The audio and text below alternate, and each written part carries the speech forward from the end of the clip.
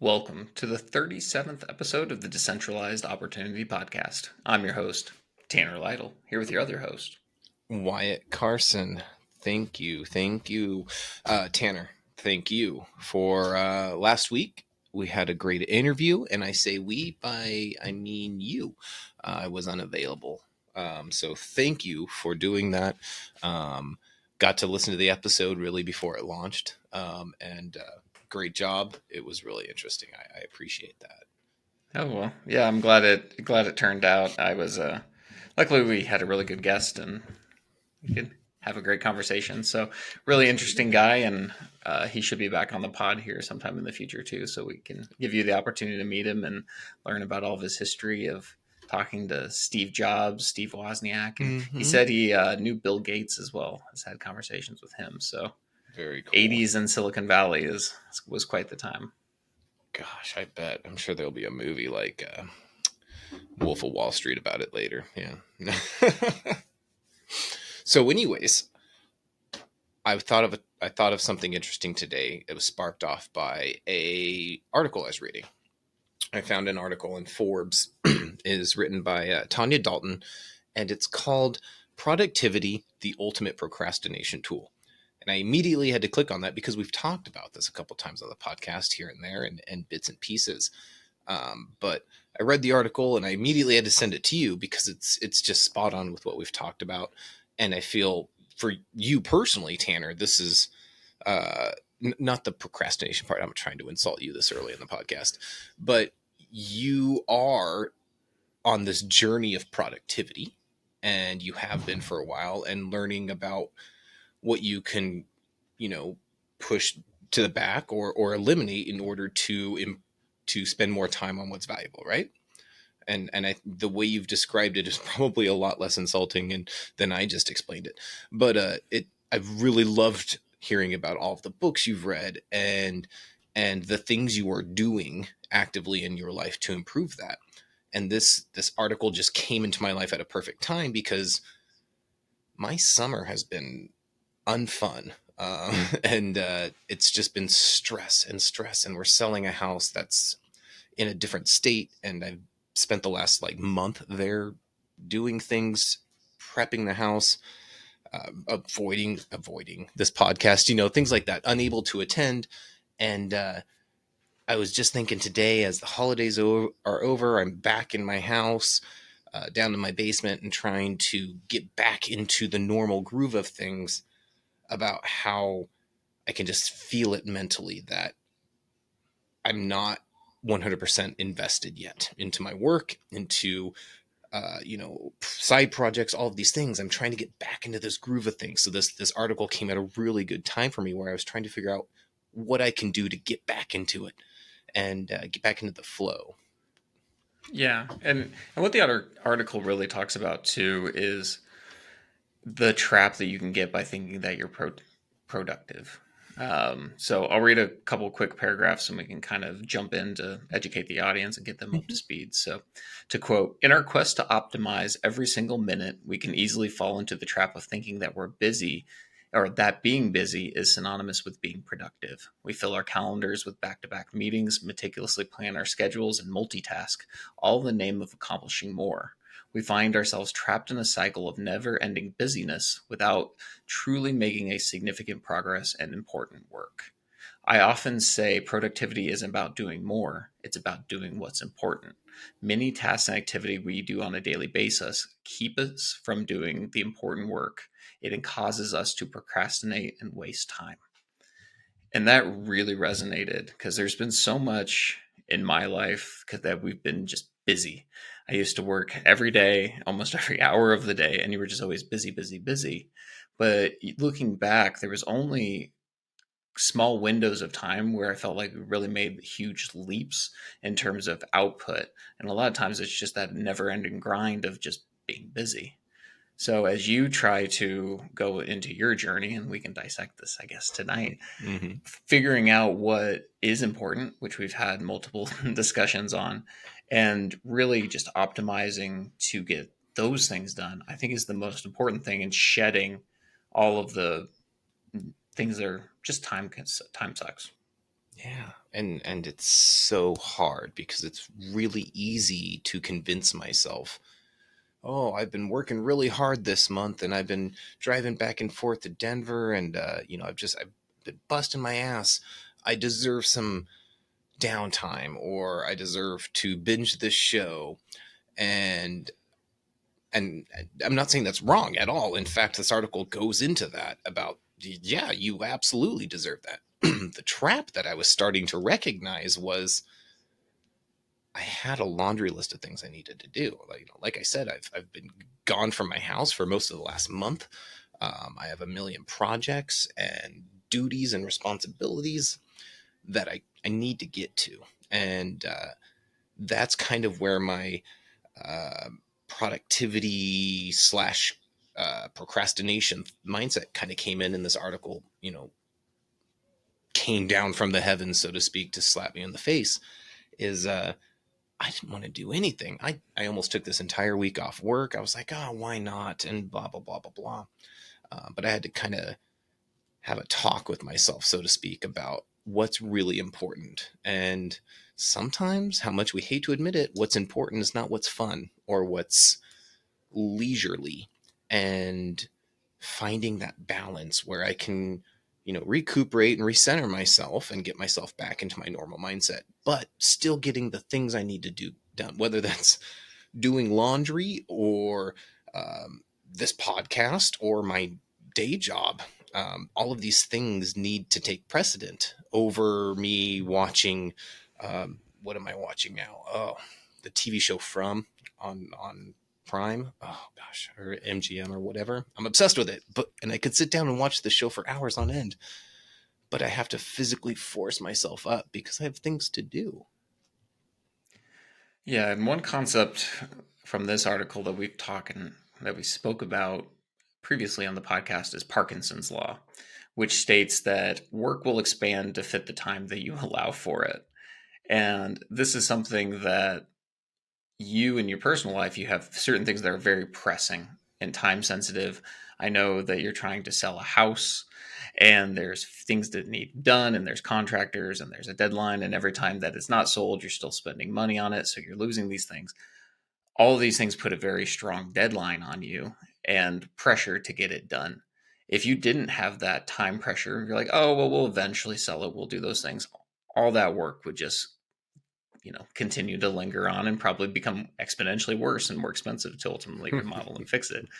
And that same concept can be applied to everything in your life, for whether it's trying to get into certain exercise routines, eating healthy, trying to get little things done, like whether or not you want to get your laundry, fold the towels in a certain way, put the laundry away, all those little things that you'll just like, well, I'll get to it. And then you just end up with a pile of clothes. And then from my personal experience, that pile of clothes just moves around the room and never actually gets put away. Man, I have one of So, those right now. Yeah. yeah. So just putting some pressure on yourself and deadlines that you have to do it is probably one of the most important things. But oftentimes, again, with this trap that the article talks about, is because you're constantly doing things, it's like, oh, well, I don't have time to go put away the laundry. I don't have time to go do this because I got meetings to go to attend to. I have to plan for this, trip that's coming up. And really all those things are just ways of procrastinating, because it's a form of perfectionism that ultimately has no true bearing on the outcome, but it makes you feel validated for at least doing some form of action. So, yeah, absolutely. And so one thing I wanted to dive in, and I'd love your thought on this. I highlighted the exact same line you did of this article, which is productivity isn't about doing more. It's about doing what's important. We've said this, we've talked about this a lot. My problem is defining what's important ahead of time. I am notorious for winging it. um, for lots of things. I used to once like pat myself on the back because I was really good at just improv winging it. You want me to talk in front of a group of people about XYZ subject? You got it. I'll be there. And then doing relatively little to no preparation. Work and that stuff aside, It made me think of maybe this is the step I'm missing in the productivity tool set. I don't need to learn about how to be more productive, and I'll talk about that in a minute. What I need to do is really learn something that clicks with my brain and how to identify what's important. Um, it's really easy to talk yourself into things that aren't that important. Like, oh, I'm spending quality time with my wife by watching Netflix for 4 hours a night.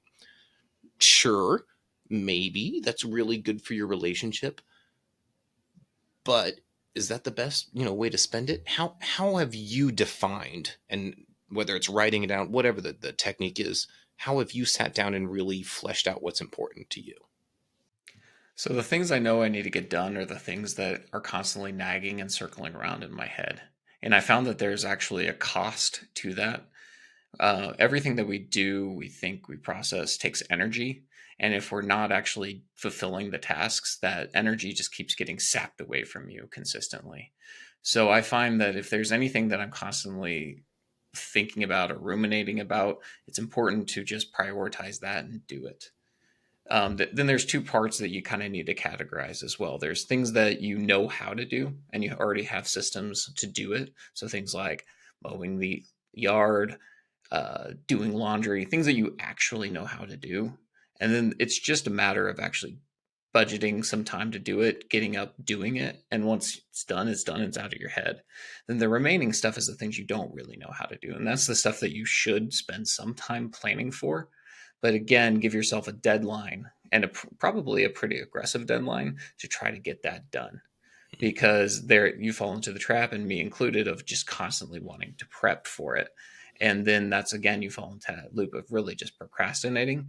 But you know that it's happening because again, you start thinking more about the work gets ruminating through your head and running through your head rather than the actual like true steps of learning, because you reach a certain like point where you really know how to do it, and then if you ever hit that wall again, that's when you can continue to research to go further. Yeah, absolutely. One blessing I've had, I guess you could say, is I'm working on a contract at work right now, and the deadline is very, very short for the massive amounts of work that are required of me. And typically during a contract, I usually work shorter contracts, 1 to a couple months max, and then I move on to something else. And usually there's enough buffer time in there when I can, work on this or have this side project and do it, tinker over here. Um, I'm in the middle of this contract right now where that's not a luxury to me. And I know in my head that if I take the kind of circuitous route I usually take to getting to the end of a contract and final presentation, all that good stuff, I will drop the ball. And um, I don't know if it's a great idea, but one thing that has always pushed me to be more productive is the fear of failure. Especially time constraints are really important for me. I wish I had enough discipline to constantly put time constraints on myself for lots of other things. Like you said, make a timeline and, make it pretty aggressive. That's great, but I'm really gentle with myself. And what I mean by that is that if I drop the ball on something personal, a project I want to work on, I'll be like, oh, you're okay. You tried your hardest. But with my job, there are people watching, so to speak. There are expectations. And if I don't reach those expectations, there are consequences. And I think that's how my brain works really well. So I wanted to kind of think about how I could morph the time constraints with consequences and make that part of my kind of drive and inertia to be more productive in getting things done for myself, not at work. So a lot of it comes down to that external accountability, right? You're accountable to a company because you work for them. Perhaps making yourself not just accountable to yourself, but accountable to others, doing things that are more family related, community related, and also the actions that you do could not just impact yourself, but impact others. And that might be more motivating in getting those things done as well. Mm-hmm. One of the things that I've been struggling with a lot is I don't find as much validation around internal motivation or internally motivated ideas or things. If I'm just doing something to better myself, I find that that doesn't hold as strong as I'm doing something to better others. And especially, and if the whole concept, I suppose, of a rising tide raises all ships, if you can bring others around you and doing those actions, I think that would get you to be a little bit more consistent in perhaps fulfilling things a little bit more because someone is relying on you to do those.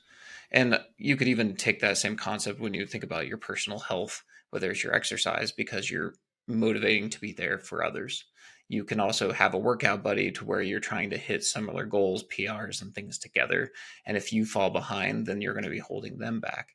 There's all sorts of these different things of working together that can hold you to be a little bit more consistent. No, that makes a lot of sense. It really goes against my introverted nature. No, I'm just kidding. No, all good stuff. So another thing that I highlighted out of this article that I thought was like, yep, there it is again, is the concept of productive procrastination, where one feels productive by doing low value or tangential tasks instead of focusing on high value activities. And that's where I really started putting this together with this podcast, because we've seen it time and time again with individuals wanting to start a business, wanting to start a podcast, wanting to start whatever. And they go on this deep dive of information. And, they sit here and they Google, what's a good setup for a podcast, for starting a new podcast? And they'll dig through hours of reviews on microphones.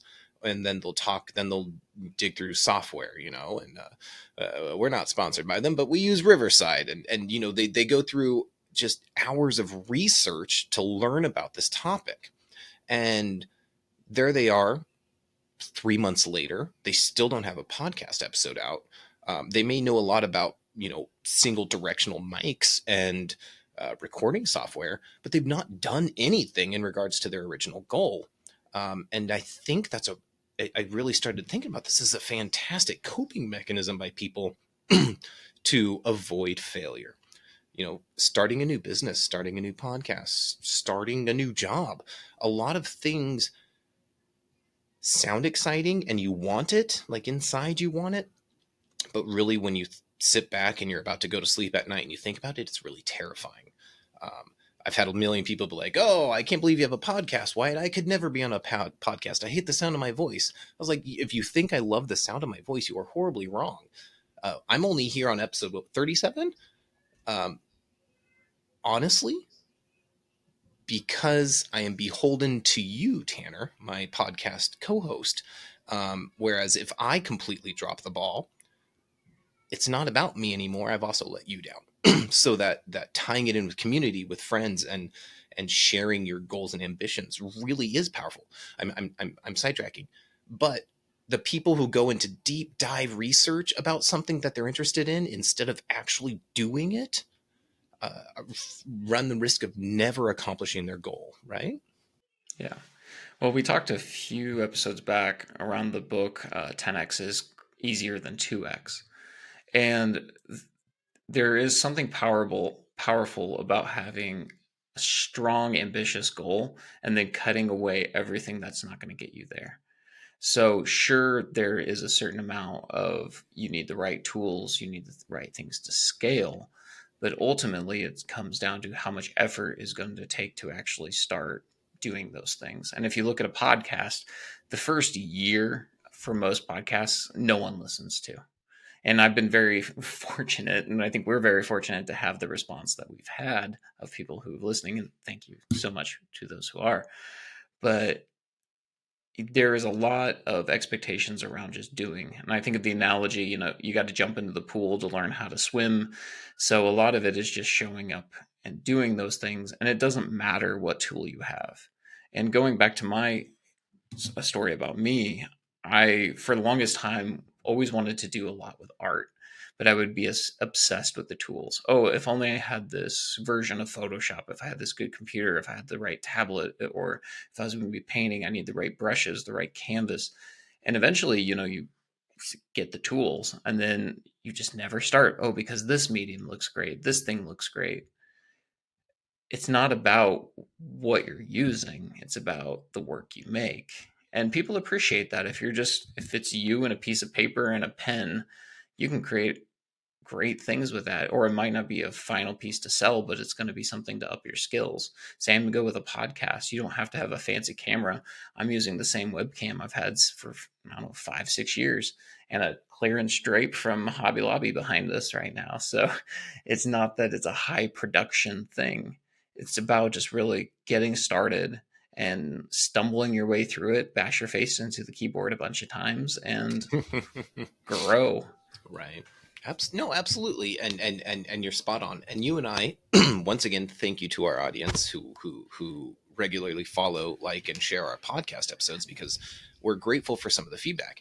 Something, Tanner, you've probably heard a dozen times at least, is how professional our podcast looks. And the first time you told me that feedback, someone told you that, and I was like, if they only knew. You have a curtain behind you. I'm using a broken standing desk, but more importantly, if you go back to our very first episode, we've only been 37 episodes in. From episode 1 to today, we've just been incrementally getting better and getting more used to it and being more comfortable with ourselves and this format. Man, I'm gonna have to go back and watch our very first YouTube channel, Tanner. I don't know if you have yet, but I'm curious. I haven't. Iteration is like your favorite word of this podcast, and that's really what it comes down to.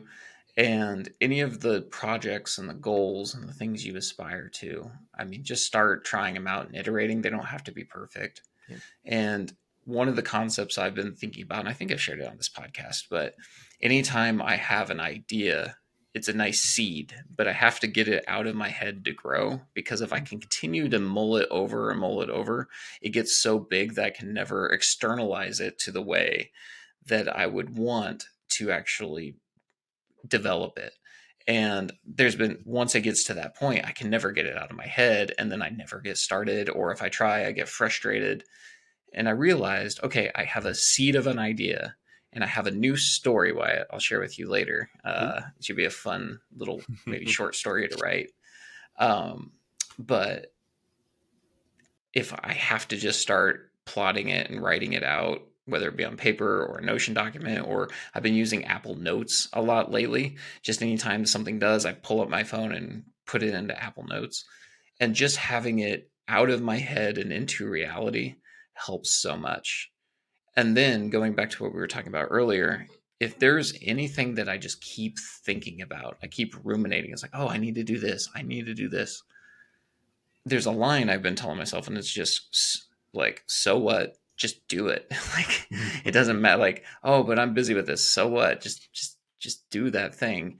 And it's amazing how quickly any of those tasks that take you, whether it be working out, whether it be the laundry, whether it be a little thing with work, whether any of those things, just even reading for 30 minutes, I make a little checklist that I have every day, and part of it's journaling, and part of it's exercise, and part of it's 30 minutes of reading a book.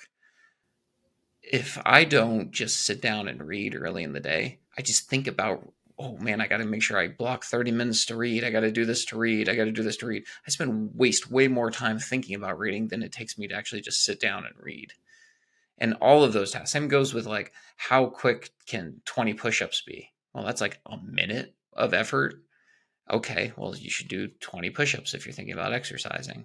Oh, I should think about, how long does a walk take? I don't know, 15 minutes to an hour, depending on how far you're going. You just get up and do those things. And once I stopped, I don't know. Once I stopped just ruminating about everything and just started almost being on an autopilot on everything I knew how to do and getting those off my plate, it's crazy how free you are to do the things that you want to do. And that could be watching movies or spending time with family or doing more reading or working on projects or any of those things, but your head is clear because you don't have the weight of all the other tasks around you. And that's been huge for me. Yeah, that makes a lot of sense. And something you said about getting, having a seed in your head, but it doesn't really matter until it's out. One of the best tips I ever got was from a book. And I will link the book in the show notes because for the life of me, I can't remember the exact title or the author. Um, it's about building a second brain. I'm sure you're familiar with the Tanner, right? Yep. And Tiago Forte. Tiago, that's it. Thank you. Gosh, I knew you would know. But no, so I read this book and I went on like for a year a while ago. I went on exactly what we're talking about. I went on this journey to learn about being productive. And I spent a year reading books, which is great. I'm not saying reading's bad, but reading can be bad when all you're doing is reading about that subject and not doing that subject. But it's neither here nor there. Building a second brain was something that really clicked with me, and unfortunately, I let it fly and didn't keep the discipline I needed to maintain it. But I really want to get back into it now that I'm thinking about it. At the end of the day, it's pretty simple steps. You write down everything that's in your mind. You're sitting in bed, you have a journal, you have a notebook, you can type it on your computer, whatever it is. Before you go to bed, you just brain dump everything. Oh, I had to set up a meeting for work tomorrow. Wife wants me to, I don't know, mow tomorrow. Whatever you are thinking about, you just spit it out. And there's some organizational methods to make it more valuable to you. But when I did do it, exactly as you said, I got everything out of my head. My head was clearer. I wasn't dwelling on things because it's recorded. I can go back and review it later. In fact, before I mention that, and then I slept better because I wasn't going to bed sitting up for 30, 45 minutes, an hour thinking about what I have to do tomorrow or things that happened to me today because it's already out there. And if I really needed to, I can review it later. What I was going to say is Notion, which both of us are big Notion fans. If you're out there listening to this podcast, check out Notion. It's life-changing. Notion has a really good second brain platform people have created, and I might look into getting that myself because it's getting crap out of your head. Sometimes I have amazing ideas, or at least I think so.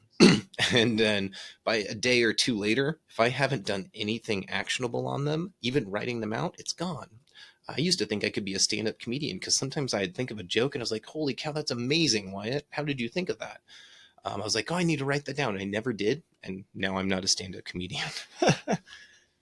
Yeah. I love the second brain concept, and I've used it quite a bit. The thing with it, and this is I think the biggest trap that most people have, is they, like you were talking about, you read books on it and then you're like, I got to read more books on it and I got to read more books on it. The big thing is once you know how to do it, you just need to start implementing it and utilizing it. And then you can iterate from there. And in the article, one of the second traps that they talk about is constantly seeking optimization. And that is, oh, is Notion the best platform for me? Or, oh, I need to catalog and document all these additional things. I got to make sure that the tables are set up right and then the formatting set up right. And then it gets so complicated and convoluted that you never actually use it because it's too much friction to actually brain dump. And so it doesn't, like, yes, Notion's an amazing tool. And if there's a template that you can do, that's great. But I've been finding, and again, like I've been kind of moving away from Notion on a lot of stuff other than my daily journaling because that's super simple. But for a lot of my second brain stuff, that's where Apple Notes has been just great because it is so quick for me just to swipe on. I have a little shortcut on my phone. I can open it and I can just write down that one little thing and then come back to it later. And the ease of just doing, again, is what builds that habit, which gets you to do those things. So it's not a matter of, again, having the right tools, or like we talked about with art, having the right mediums and all those stuff. It's just really figuring out what can get you going and then doing it. But I do want to clarify, one of the things that I hate most in life, especially in work, is we'll figure it out. That is the line that kills me, because to me that isn't you don't know it well enough to truly get started. And that I want to kind of make that distinction, because there is a difference between planning so much that it is procrastination, and then Mhm. there is planning and learning enough to you can actually understand and execute. And so that is one of those Makes sense. things where, if it's important and it's something that's outside of your periphery, doing researching properly, actually doing like maybe even some prototyping or just testing or just different things before you really start doing the big things.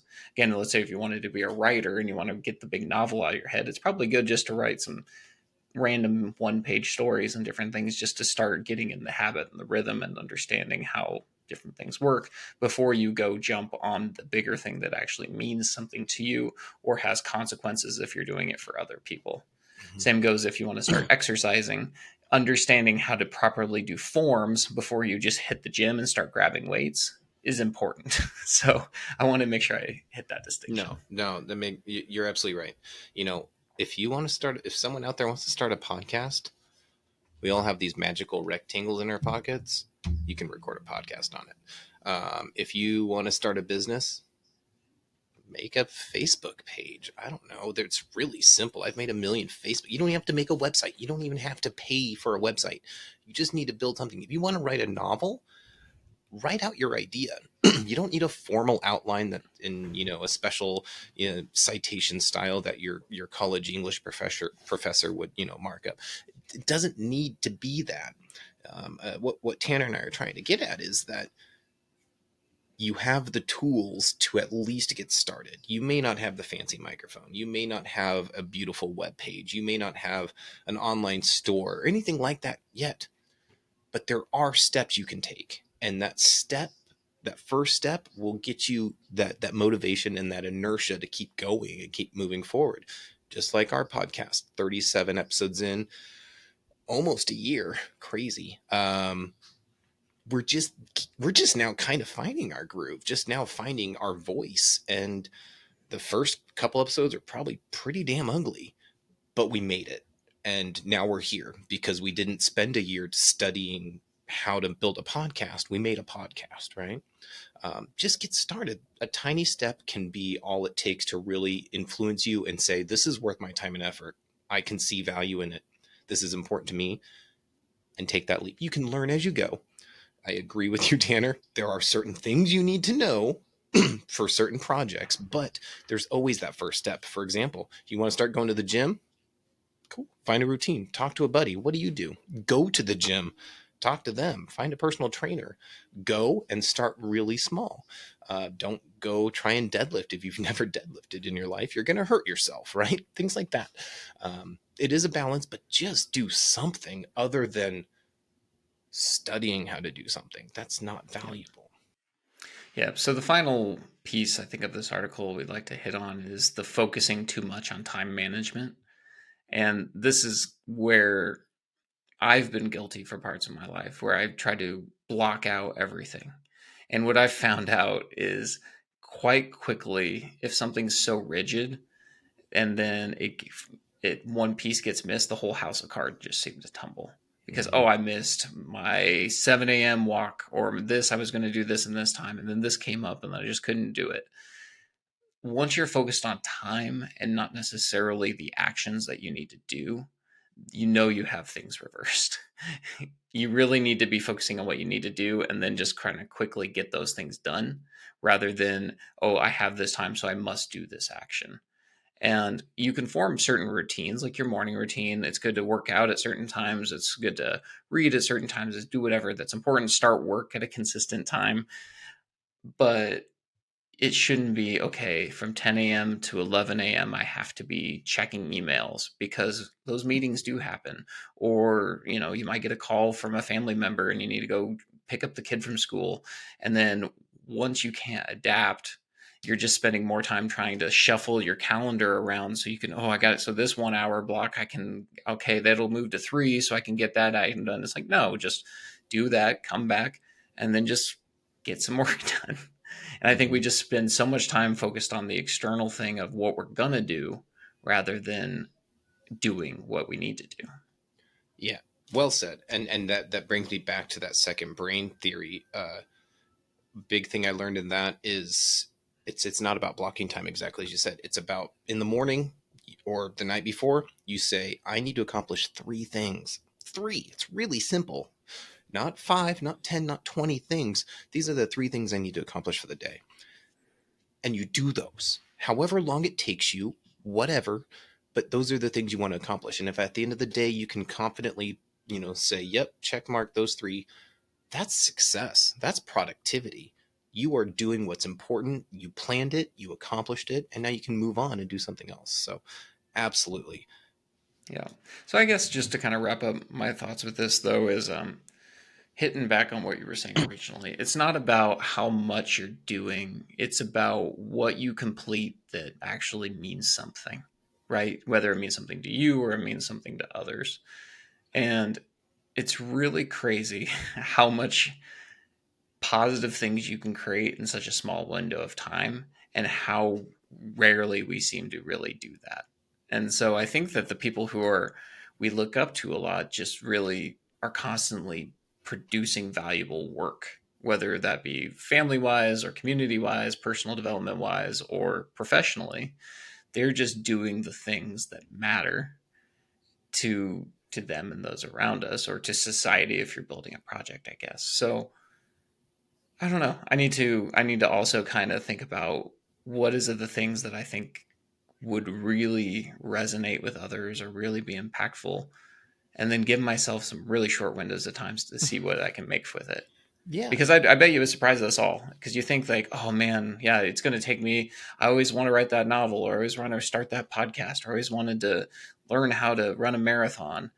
Well, heck, you can probably do those things a lot quicker than you want, because man, time flies so darn quickly. And again, I'm just going to go back to my art stuff. I was looking at my Instagram, which I haven't posted a piece of artwork in 2.5 years or something. And it's like, holy moly. Like when I was doing art, there's like a couple month windows of all this art that I created. And then there's just gaps. Mm-hmm. And it's just because it just, I don't know, marinated in my head too long, and I kind of made it too big and never actually stuck with it. Yeah, it makes perfect sense. You can talk yourself out of it.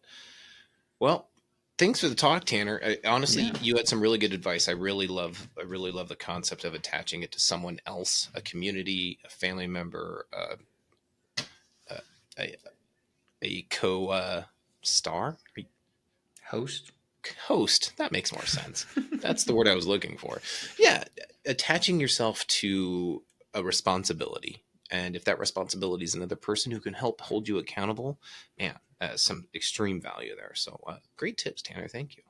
Yeah, you bet. Well, I guess we can wrap up. We're trying to have a little bit shorter podcast with just me and Wyatt, because I think people get a little tired of us ranting around in circles. But yeah, we'll be joined by some more guests here in the future. We got some really exciting things, including doing one in person with somebody. So that's going to be a new adventure. No longer just the black backdrops, but some real live conversations. So that one might be a super long one, because I'm really excited for it.